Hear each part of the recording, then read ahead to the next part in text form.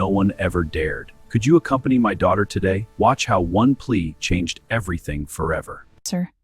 The rain came down in sheets, turning the streets of South Philly into black mirrors that reflected every neon sign and sodium street lamp.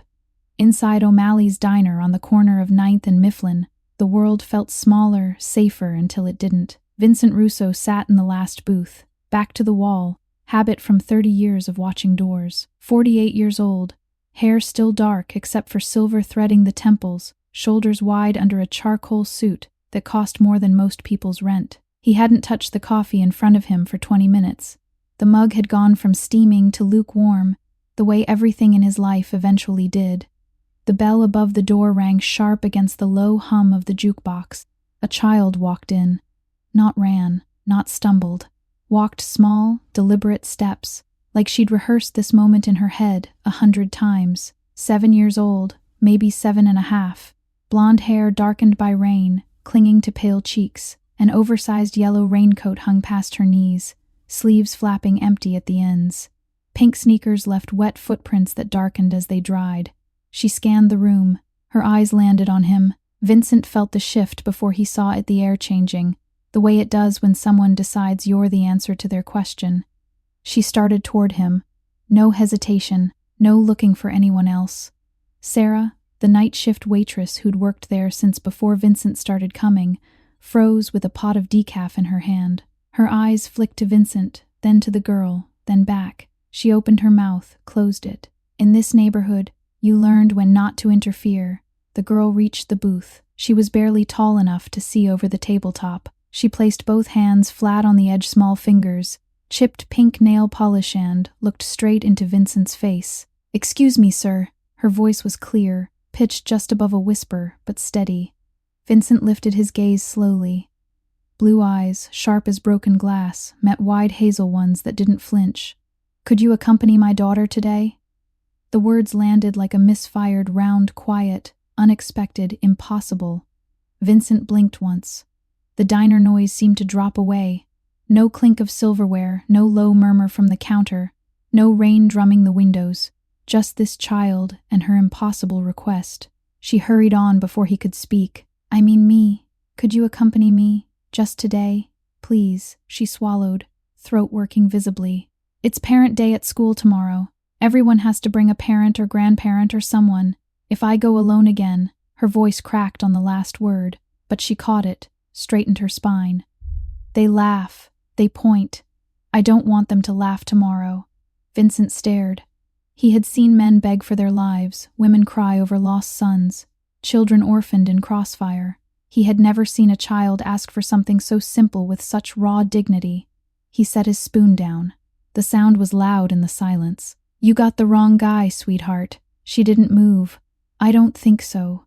Sarah edged closer, wiping her hands on her apron. "Honey, maybe you should." The girl ignored her, kept her eyes on Vincent. "My name is Lily. Lily Moretti."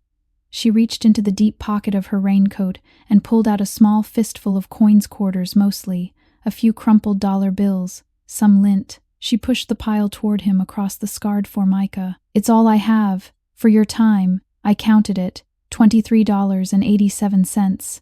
Vincent looked at the money, then at her face. There was a faint bruise along her left cheekbone, yellowing, not fresh, not from a fall. He knew the shape of a backhand when he saw one. His jaw flexed. "Where's your mom?" he asked. Lily glanced toward the window. "Home. She's sleeping. She works nights at the laundry on Federal. She doesn't know I'm here." Vincent exhaled through his nose. "And your dad?" Lily's eyes dropped to the coins. "He's not around." Sarah hovered, uncertain. Vincent lifted one finger, barely a movement, and she backed off. He studied the girl. Small. Too small for the weight she carried. "Why me?" he asked quietly. Lily met his gaze again. "Because you look strong. And you look sad. Sad people understand when someone needs help." Vincent felt something twist low in his chest, sharp, unfamiliar. He hadn't felt anything like it in years. Outside, thunder cracked. Lightning turned the diner white for half a second. Lily didn't jump. Vincent reached across the table, not for the money, for her hand. It was ice cold, trembling just enough to betray her calm. "Get your coat zipped," he said. "We're going for a drive." Lily's eyes widened hope and fear at once. Vincent stood, dropped 320s on the table beside his untouched coffee, nodded once to Sarah, who looked like she might cry or call the police or both. He opened the diner door. Rain rushed in on a cold gust. Lily slipped her hand into his again, trusting, complete. The black Escalade waited at the curb. Sir. Lights off, engine idling. Marco, his driver for 12 years, didn't blink when Vincent opened the rear door and helped a drenched 7-year-old inside. As the door closed and the heater kicked on, Vincent glanced at Lily in the dim glow of the dashboard. She was staring at her hands, coins still clutched in one fist. "You can keep the money," he said. Lily shook her head. "It's yours now. You earned it." Vincent looked away, out at the rain-smeared city. He didn't argue. The car pulled away from the curb, tires hissing on wet asphalt. Behind them, O'Malley's neon sign flickered once, then steadied. Vincent Russo, the man who made entire blocks hold their breath, had just answered the smallest, most dangerous question of his life, and he still didn't know why. But he was about to find out. The Escalade cut through the rain-slick streets like a black shark gliding under dark water. Marco kept the speed steady, eyes on the road, radio off. In the back seat, Lily sat small against the leather, raincoat still dripping onto the floor mat. She hadn't let go of Vincent's hand. Vincent stared straight ahead, thumb absently tracing the edge of his watch, a Patek Philippe his father had given him the day he took over the family's operations. 23 years ago, a lifetime. "Where's the school?" he asked, voice low. "St. Agnes, on Rittner Street. The one with the big statue of Mary out front." Vincent nodded once. He knew it. Old brick building, Irish roots, the kind of place where the nuns still wore habits and the kids still said grace before lunch. Not far from where he grew up, back when his last name meant something different. Lily shifted. "You don't have to stay the whole time. Just walk me in. Maybe sit for a little bit. They have cookies after." Vincent glanced at her in the side mirror. Her face was pale in the passing streetlights, but her eyes were bright, hopeful in a way that made his chest ache. "I'll stay as long as you need." She smiled, small, tentative, like she wasn't sure it was allowed. They pulled up to the curb 20 minutes later. The rain had eased to a steady mist. Parents hurried across the lot under umbrellas, kids in tow. Vincent killed the engine. Lily reached for the door handle. "Wait." He stepped out first, opened her door like she was someone important. She slid down, sneakers splashing in a puddle. Without thinking, she slipped her hand back into his. They crossed the parking lot together. Heads turned. A father in a hoodie whispered to his wife. A mother with a toddler on her hip stared openly. Vincent felt every gaze like a physical thing: curiosity, suspicion, recognition. In this neighborhood, his face was known. Not always kindly. At the double doors, a woman in her 50s gray cardigan. Clipboard smiled automatically. "Name and relation?" "Lily Moretti," Lily said. "This is my dad." The woman's pen paused. She looked up at Vincent, eyes widening just a fraction. Vincent met her stare. Calm, unblinking. "Vincent Russo," he said. "Her father." The woman swallowed. Nodded quickly. "Of course. Welcome." Gymnasium straight ahead. Inside, the air smelled of wet coats, coffee, and construction paper. Folding chairs lined the walls. A small stage at the front held a microphone and a banner that read Family DAY 2026 in cheerful blue letters. Kids milled around, showing off drawings and poems. Parents chatted in clusters. Lily tugged Vincent toward a row near the back. They sat. She pressed close to his side, shoulder against his arm. He could feel her heartbeat fast, like a bird trapped under skin. A boy too rose up, turned, stared at Vincent, then whispered something to his friend. Laughter rippled. Lily's fingers tightened on Vincent's sleeve. He leaned down. "You okay?" She nodded. "They always do that when someone new comes." Vincent's jaw flexed. He scanned the room. Old instincts. No threats. Just nosy parents and restless kids.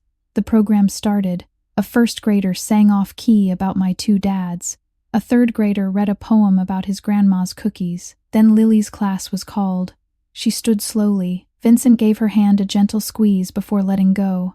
Lily walked to the stage alone, climbed the 2 steps, took the microphone from the teacher with shaking hands. She cleared her throat. My family is me and my mom. Her voice cracked on the first word, then steadied. My mom works really hard. She's at the laundry all night so I can have breakfast in the morning. She makes me grilled cheese when I'm sad. I love her more than anything. She paused, looked straight at Vincent. But sometimes I wish I had a dad too. Not just any dad. One who shows up.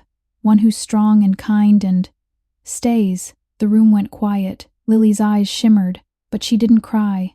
Today I asked someone to come with me. And he did. He didn't have to.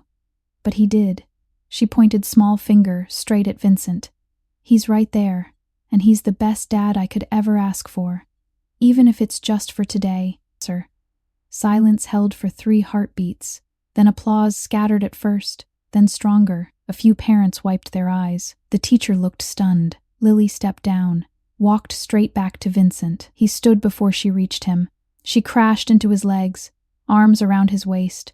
Vincent rested one hand on her head gently, careful, like she might break. The room watched. Afterward, in the hallway lined with lockers and crayon drawings, parents approached. You must be so proud, one mother said to Vincent. He nodded once, didn't correct her. Lily beamed up at him. See? They didn't laugh. No, Vincent said quietly. They didn't. Outside, the mist had turned to light drizzle.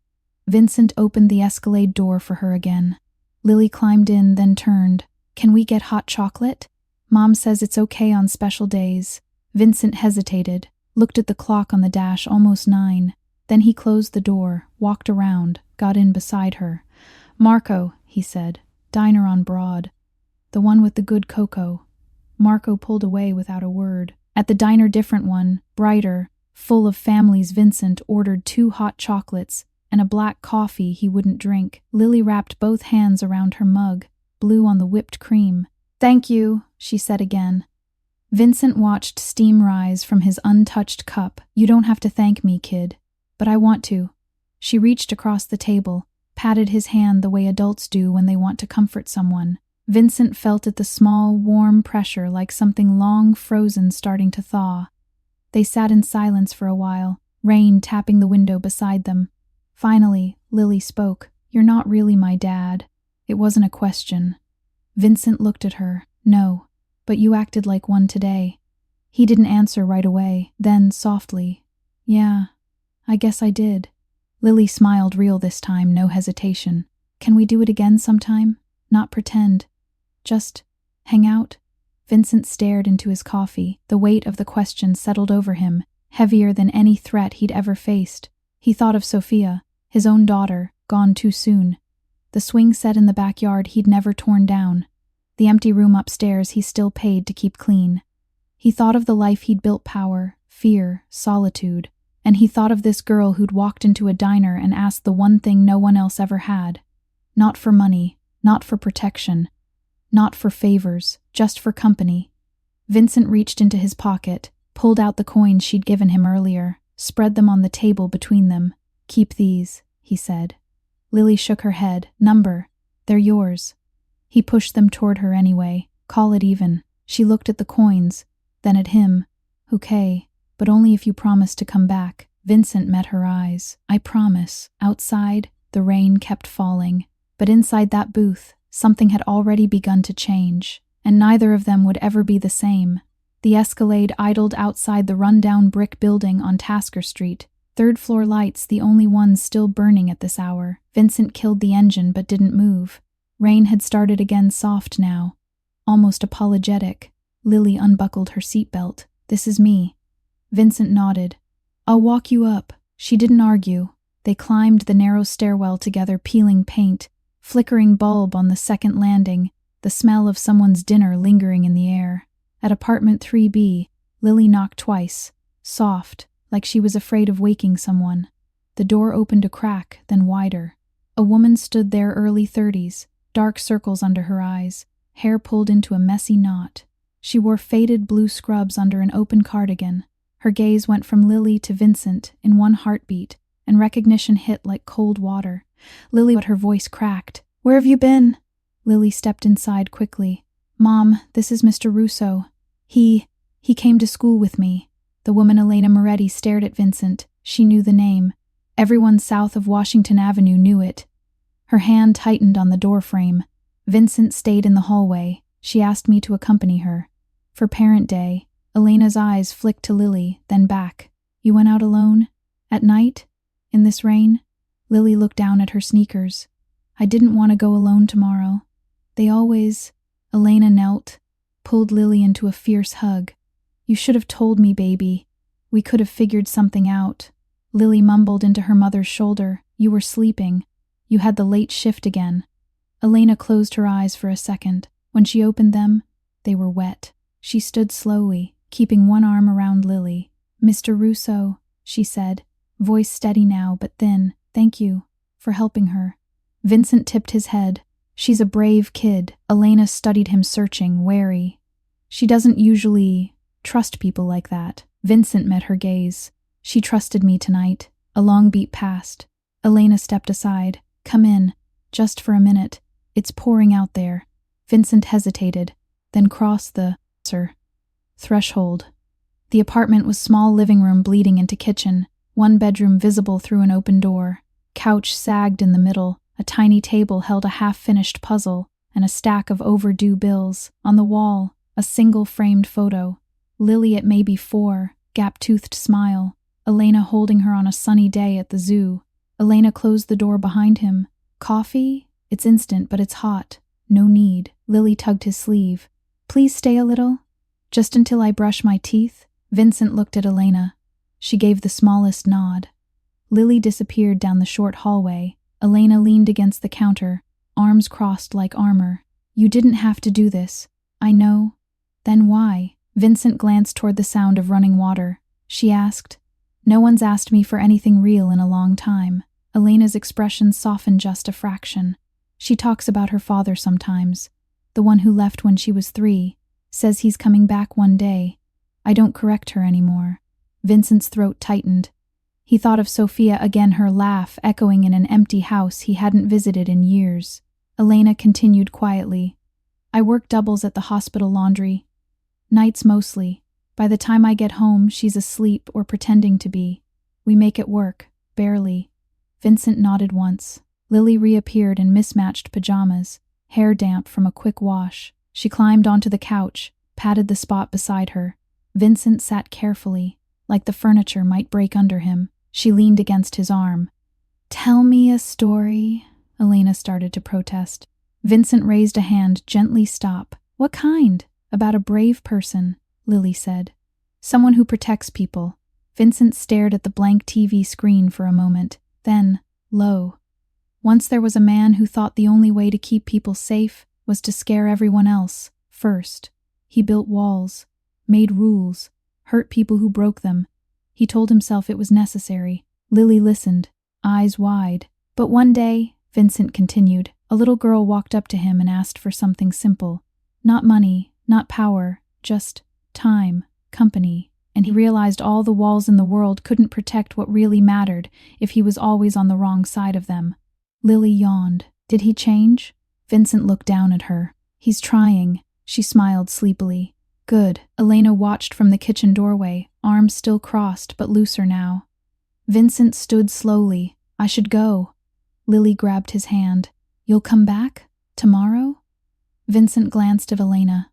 She didn't speak right away. Then, if you want to. No pressure. Vincent looked back at Lily. Tomorrow.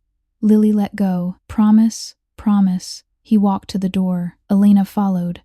In the hallway, she spoke softly. She's never asked anyone for help before. Not like that. Vincent paused. She's stronger than she knows. Elena nodded. Thank you. Again. He stepped into the stairwell. Behind him, the door clicked shut. Outside, Marco waited, engine running. Vincent slid into the back seat. Marco glanced in the mirror. Home, boss? Vincent stared out at the rain-streaked window. No, he said after a moment. Take me to the office first. Marco pulled away.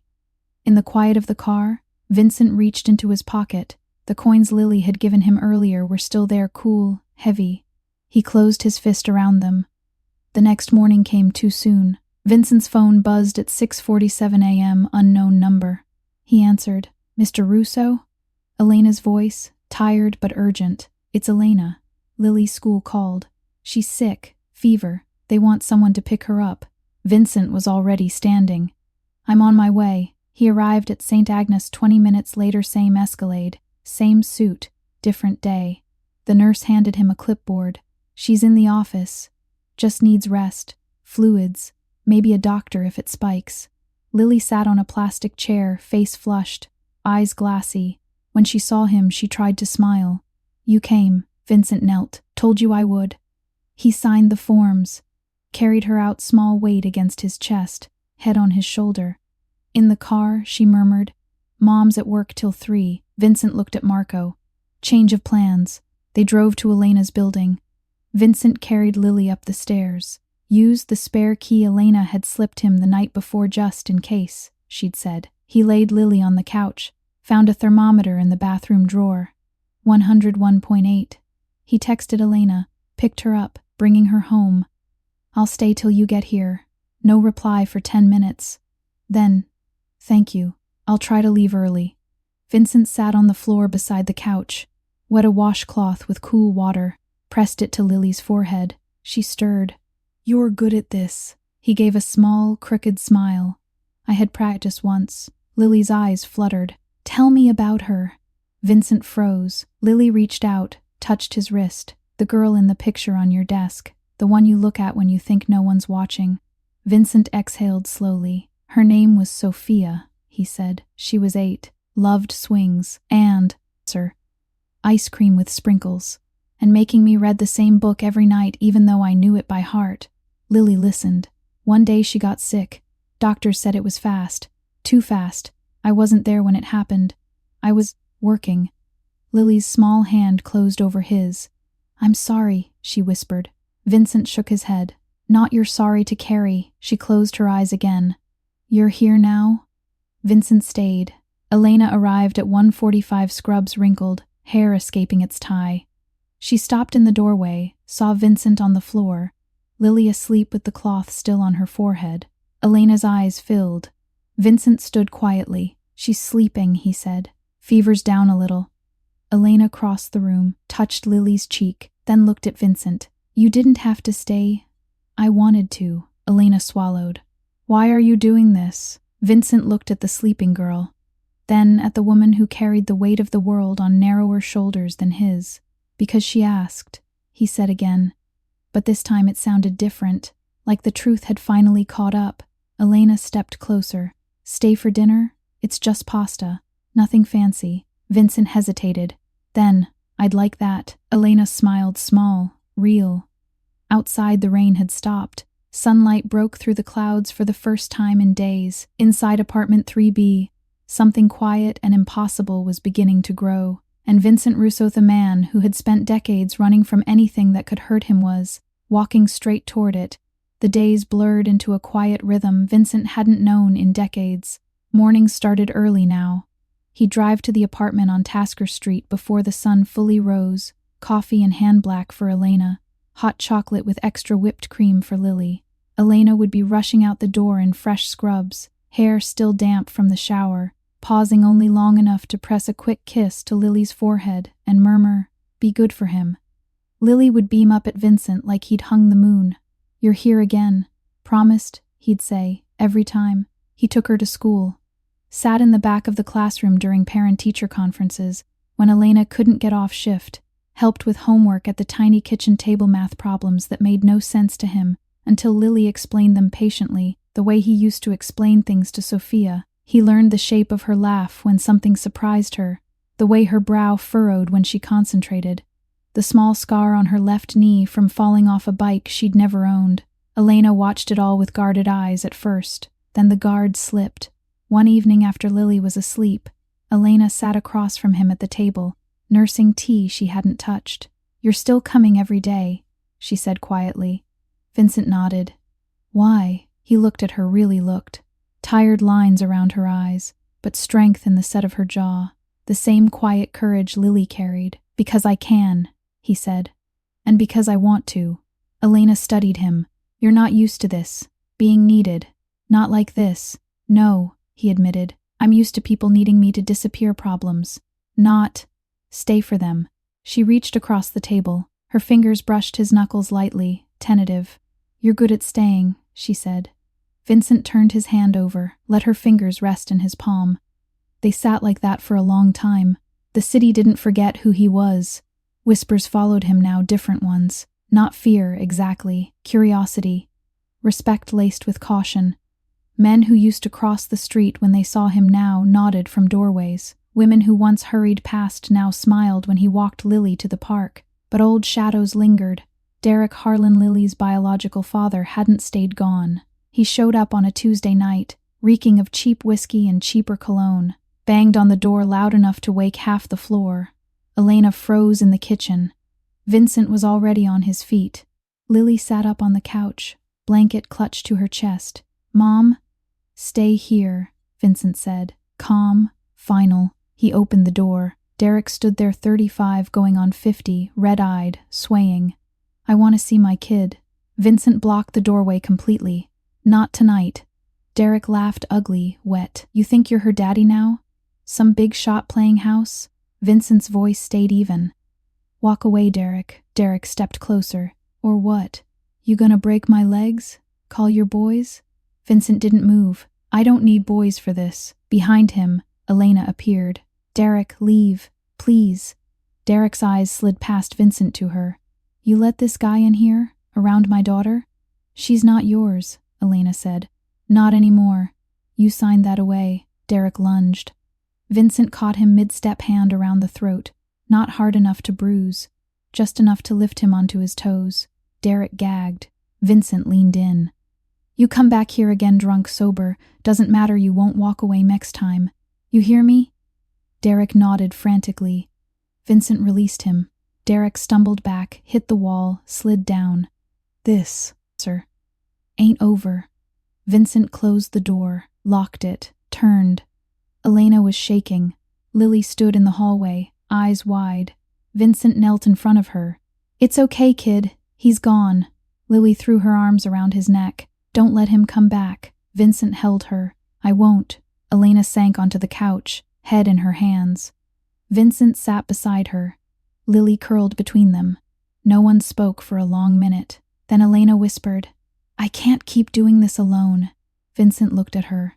You're not alone anymore. She lifted her head, tears on her cheeks.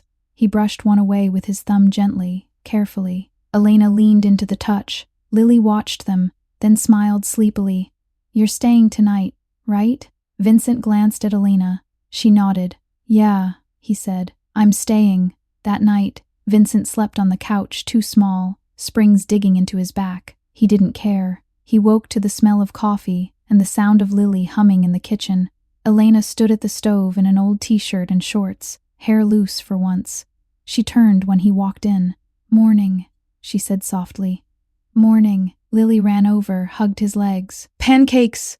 Vincent smiled, real, small, but real. They ate at the table like a family.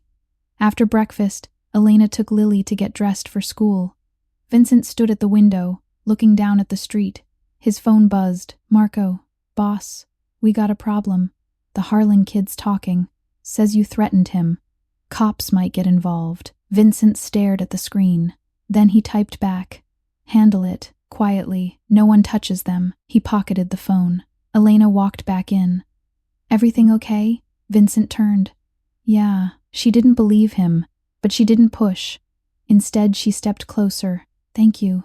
For last night. For everything. Vincent reached out, tucked a strand of hair behind her ear. You don't have to thank me. I want to. She rose on her toes, kissed him soft, uncertain, then deeper when he kissed her back. Lily's giggle broke them apart. Ew, she said from the doorway, grinning. Gross. Elena laughed light, free. Vincent felt something loosen in his chest. Later that afternoon, after dropping Lily at school, Vincent drove to his office for the first time in weeks he'd gone there alone. The room felt colder than he remembered. Leather chairs, dark wood, city view that used to feel like power. Now it felt empty. He sat at the desk, pulled open the bottom drawer, a small box unopened for 15 years. Inside, Sophia's favorite hair ribbon, a photo of her on the swing, a drawing she'd made him stick figure dad with a big heart. Vincent stared at it. Then he closed the box, locked the drawer. He picked up the phone, called his consigliere. "Start the paperwork," he said. "I'm stepping back, most of it. Keep the legitimate businesses running. The rest, wind it down. Clean." Silence on the other end. "Then you sure, boss?" Vincent looked out at the city. "Yeah," he said. "I'm sure." He hung up, drove back to Tasker Street. Elena was home early, rare day off. Lily was coloring at the table. Vincent walked in. Elena looked up. "You're back fast." Vincent crossed the room, knelt beside Lily's chair. "Kid," he said, "I need to talk to your mom. Alone." Lily nodded solemnly. "Okay." She went to her room. Vincent stood, faced Elena. "I'm getting out," he said. "As much as I can. It won't be clean. It won't be fast. But I'm trying." Elena's eyes searched his. "Why?" "Because I want to be here. Really here. Not half in, half out. Not looking over my shoulder every time I walk through that door." Tears welled in her eyes. Vincent stepped closer. "I love her," he said, "and I love you." Elena's breath caught. Vincent took her hands. "I don't expect you to say it back yet. I just needed you to know." Elena pulled him down. Kissed him fierce this time, full of everything she'd held back. When they broke apart, she whispered, "I love you too. God help me, I do." Vincent rested his forehead against hers. From the hallway, Lily peeked out. "Does this mean you're staying forever?" Vincent looked at her, then at Elena. "Yeah," he said, voice rough with emotion. "Forever." Lily ran to them, wrapped her arms around both their waists. The three of them stood their small apartment, peeling paint, overdue bills on the table, but it felt like home. The biggest turning point of Vincent Russo's life hadn't come from a gun, a deal, or a throne of fear. It had come from a 7-year-old girl who walked into a diner on a rainy night and asked the simplest, most dangerous question of all. "Could you accompany me today?" And he had said yes. The rest of his life would be spent answering that same question every single day. With everything he had left to give, the apartment on Tasker Street felt different now. Not bigger, not newer, just warmer. The peeling paint on the hallway walls seemed less tired. The couch that used to swallow people whole now held 3 bodies comfortably. Lily curled in the middle, legs draped over Vincent's lap, head on Elena's shoulder. A half-eaten bowl of popcorn sat on the coffee table. The TV paused on some animated movie about lost fish and found family. It was a Saturday night in late spring, windows open, a soft breeze carrying the smell of someone barbecuing 2 floors down. Laughter drifting up from the street. Vincent's phone hadn't buzzed in weeks, not once. He'd made good on the promise. The legitimate businesses, construction, restaurants, the small trucking company ran themselves now, overseen by men he trusted to keep everything clean. The rest, the shadows he'd lived in for most of his life, had been dismantled quietly. No fireworks, no announcements, just doors closing one by one. Debts called in, favors repaid, loose ends tied off without blood. It hadn't been easy. There were nights he woke sweating, certain someone from the old life would come knocking. Nights he sat on the fire escape staring at the city skyline, wondering if redemption was just another word for running out of enemies. But every time he looked back through the open window and saw Elena asleep on the couch or Lily's drawings taped to the fridge, the doubt loosened its grip. Tonight, there was no doubt at all. Lily yawned, stretched like a cat. "Can we finish the movie tomorrow? My eyes are sleepy." Elena kissed the top of her head. "Tomorrow. Bedtime now." Lily slid off the couch, then turned. "Vinny?" He looked up. She climbed back onto his lap, wrapped her arms around his neck. "You're not going anywhere, right?" Vincent held her close. "Not going anywhere." "Promise forever?" "Forever." She kissed his cheek loud, wet, perfect, then hopped down and padded to her room. Elena watched her go, then turned to Vincent. She still asks sometimes, like she's checking the lock on the door. Vincent nodded. She's allowed to check. Elena moved closer, sat beside him. Their shoulders touched. "She trusts you more than anyone," Elena said quietly. "Including me, some days." Vincent took her hand, laced their fingers. "She trusts us both. That's what matters." Elena leaned her head on his shoulder. "I never thought I'd have this. A quiet night, someone who stays, someone who sees us. Vincent turned slightly, lifted her chin with 2 fingers. I see you, every day, the way you fight for her, the way you smile when you think no one's looking, the way you still check the locks twice before bed, even though I'm here. Tears shimmered in her eyes. I'm scared sometimes, that it'll disappear. Vincent brushed a tear away. It won't. I'm not the man who leaves anymore. She kissed him, then slow, deep, full of years of waiting, and finally arriving. When they pulled apart, she whispered, I love you, Vincent Russo. He smiled small, real, unguarded. I love you too, Elena Moretti. They sat in silence after that, just breathing, just being. Later, after Lily was asleep and the dishes were done, Vincent stepped onto the fire escape. Elena followed. They stood side by side, elbows on the railing, looking down at the streetlights and the occasional car passing slow. You ever miss it? She asked. The power, the fear, the control. Vincent thought about it, really thought. No, he said finally. I miss the man I thought I had to be, but not the life. Elena slipped her arm through his. What do you miss most about who you were? He looked at her. Nothing, because the best parts of me, the parts that could still love, were buried so deep I almost lost them. You and Lily dug them out. She rested her head on his arm. They stayed like that until the city quieted. Months turned to a year. Lily turned 8 in a small backyard party Vincent rented from the community center down the block. Balloons, a bounce house, cake with too much frosting. Elena cried when Lily blew out the candles and wished out loud for Vinny to be my dad for real. Vincent had already filed the papers. Adoption wasn't quick, not with his history, but money talked when it was clean money, and patience talked louder. The judge, a woman who'd known too many kids like Lily, looked at the 3 of them in her chambers and saw what everyone else saw. A family that had chosen each other. The day the final papers came, Vincent brought them home in a plain manila envelope. Lily opened it with shaking hands, read the words, looked up at him with eyes shining. Daddy? Daddy? Vincent knelt. Yeah, sweetheart. She launched herself at him, sobbing happy tears. Elena joined them on the floor. All 3 tangled together in the middle of the living room. That night, after Lily fell asleep clutching the papers like a treasure, Vincent and Elena sat on the couch. He pulled a small velvet box from his pocket, opened it. A simple ring, white gold, single diamond, nothing flashy.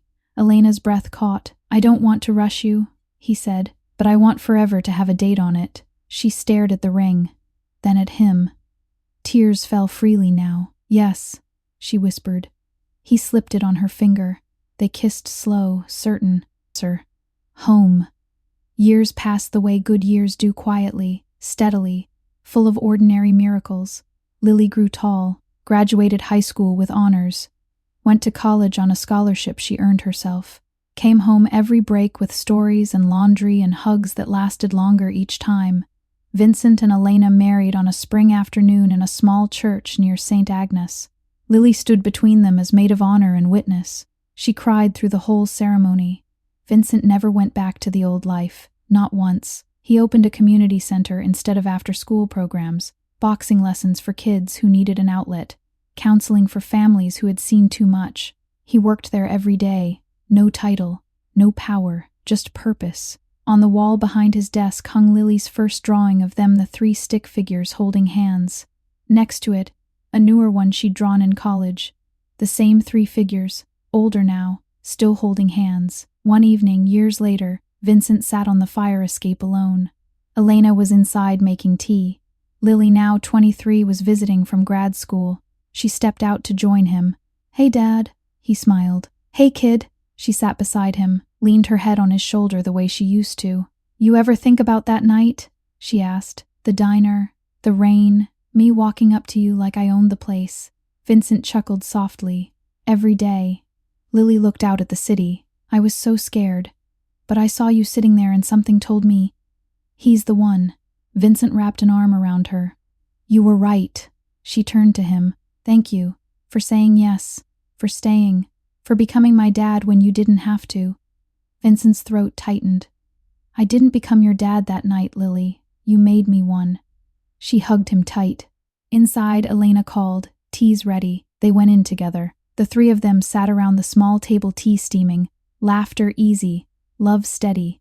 Outside, the city kept moving, but in that apartment, time had finally slowed down, and Vincent Russo, the man, who once ruled with fear, had found the only kingdom worth ruling. One built on a little girl's plea, a woman's trust, and the simple, brave act of showing up. Every single day. If this story touched your heart, subscribe to Cinematic Mafia Love for more powerful stories like this. Your support keeps these stories alive.